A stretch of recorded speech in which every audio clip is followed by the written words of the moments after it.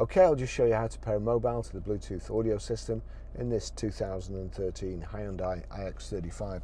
The first thing that we need to do is make sure Bluetooth is on, and then we're watching out at the bottom here.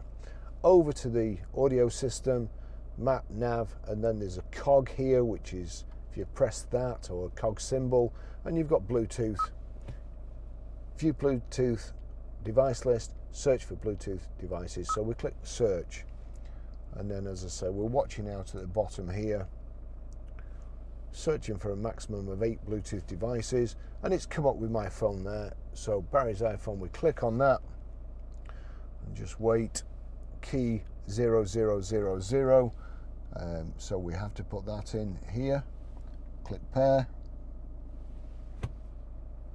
Allow contacts and favorites to sync, and it's connected.